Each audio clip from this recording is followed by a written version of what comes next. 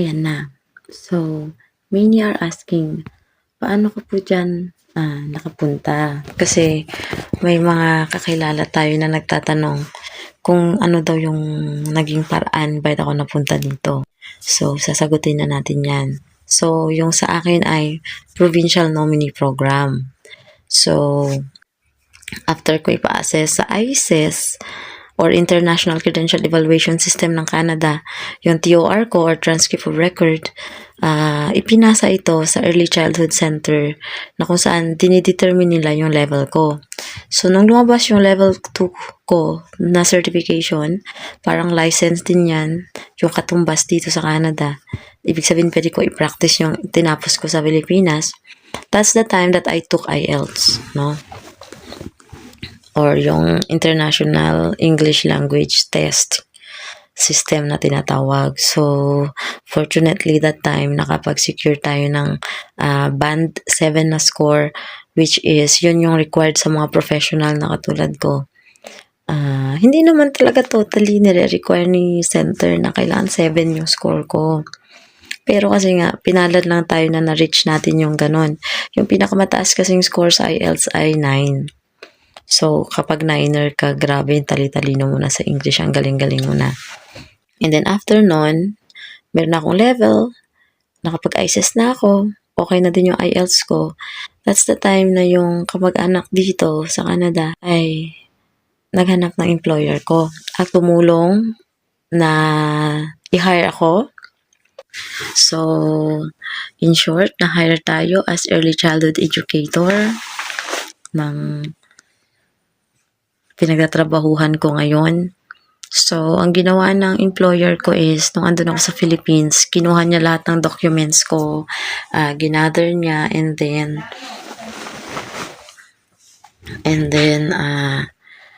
dinominate niya ako, no? So, doon nag-start yung Yukon Nominee Program application sa tulong ng aking amo.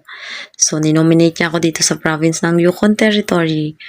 So, madami kaming ipinasa mga documents aside dun sa ICES ko, sa level ko, sa IELTS ko. So, maraming documents na hiningi sa akin. So, syempre kasama na dun yung aking mga COE, yung mga pinanotaryo ko pa sa Pilipinas na hindi ko na ilalaborate kasi sobrang dami talaga. So, after nung pinasa yun sa government dito ng Yukon, we waited for, I think, palagay natin, 6 na buwan, no? And then, after that, na-approve na siya. Pero honestly, guys, hindi ito madali ang proseso.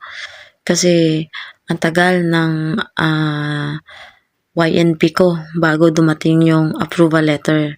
So, nung dumating na yung approval letter from the government dito, yun na yung time na nag-start na akong mag-process din ng aking GC key. So, hindi dahil na-approve na yung YNP ko, pwede na ako makaalis. Hindi. So, nag-create pa ako ng aking GC key portal. Tapos, doon inayos, pinasa lahat ng mga documents galing sa YNP. And then, nag-upload pa ako ng mga additional documents para sa aking work permit application and visa, of course. Doon lahat ipinasa, in-upload ko sa portal na yon. And then, I've waited for a few days. Pag okay lahat ng documents na in-upload mo doon sa portal mo, makaka-receive ka ng biometrics, no? So, nung natanggap ko na pwede na ako mag-biometrics, pero hindi pa yun assurance na bibigyan ka na nila ng work permit. So, nag-biometrics ako doon sa VFS sa Makati. And then, after biometrics, nag-medical ako doon sa IOM, doon din mismo sa Makati. Magkasunod yung araw na yun. So, I've waited for 2 weeks after ng biometrics and medical. Doon madidetermine kung okay siya. Pag okay siya, makaka-receive ka ng passport request. So, mabait si Lord. Okay naman yung ating mga papers. okay yung result ng ating medical, and sa biometrics, okay din. Kasi yung kukunin na naman sa biometrics, yung mga fingerprint mo, yung mga details mo, pipicturan ka, no? So, ilang araw yung hinintay. So, nakatanggap tayo ng passport request. So, and then, after ng passport request na yon, so, hinatid na naman uli dun sa VFS yung passport. So, tinatakan na ng Embassy ng Canada yung aking passport ng aking visa, which is work permit visa. Ayan. So, after that, andun na, naka-indicate na. So, akala mo dahil may permit ka na at visa, okay na, goods to go ka na. Hindi pa. After noon, nag-apply pa ng polo verification. Or ibig sabihin, yung contract ko dito sa amo ko, need i-verify ng Philippine government dito sa MWO Vancouver or Migrant Workers Office. So, need nilang malaman kung totoo ba tong amo ko, kung totoo ba yung trabaho ko. So, ayun. So, we waited again for 6 months dahil sa pag-verify ng contract ko. Doon ako natagalan sa polo ko. And then, lumabas siya nung April. Okay na yung polo ko. So, pinadala sa Pilipinas. So, mail yun, hindi yun email. Pinadala mail to mail by courier, no? So, nung dumating dun sa agency na ka-tie up mismo ng immigration consultant ko dito sa Canada, kumuha kasi kami ng consultant para na legit talaga para ayusin yung polo ko dito. So, matagal talaga sa Vancouver kasi marami talaga kasing mga applicants, no? At mga Pilipino na nagpapaverify ng contract nila. So, yung akin ay 6 na buwan inabot. So, after that, pagdating doon nung May 16, ayan. So, May 19, may OEC na ako. Nag-apply ako agad. Pagdating noon, talagang inayos ko na, hindi ko na hinintay pa, no? Na isahang na 1 week yung aking polo doon sa First Dynamic. So, pumunta ako doon ako nagpatulong pa-process ng OEC ko. And then, May 22, na-issue na yung aking OEC. And then, of course, book a flight. So, June 27, nag-flight na tayo dito papunta ng Canada. So, pagdating ko pa lang dito sa airport sa Vancouver, doon pa lang in-issue yung work permit. Pumunta ako dun sa immigration, sa parang CBSA, kasi sila yung mag-check ng documents mo.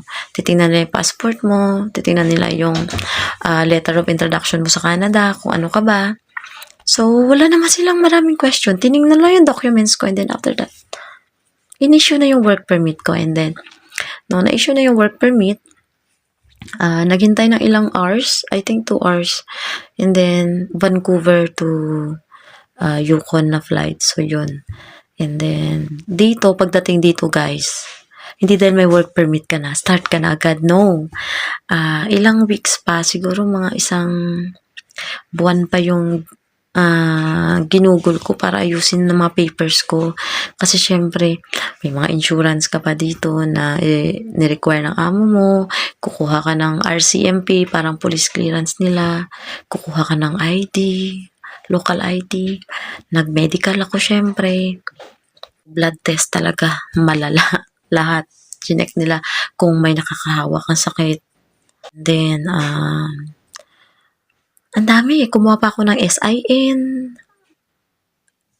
number of SIM card dito, nag-open ng bank account. So, hindi siya madali. Hindi ka talaga agad-agad makapag-umpisa. So, para sa atin din dyan, na pagdating mo, kailangan mo mag-secure ng NBI mo, pag-ibig number dito, ang dami din. May mga SIN kami. Ganyan. So, hanggang sa na-complete na lahat ng documents, doon na ako nakapag-start sa amo ko. And then, after nung nakuha ko yung contract ko na updated sa amo ko, doon na ako nakapag-apply for health card. So, ang aking health card ay sa October pa mag-arrive. So, sabi ko sa inyo guys, puro papel. So, kung may pangarap kayo, pumunta dito, huwag kayong mag-give up. Kahit mahirap, kumpara sa inyo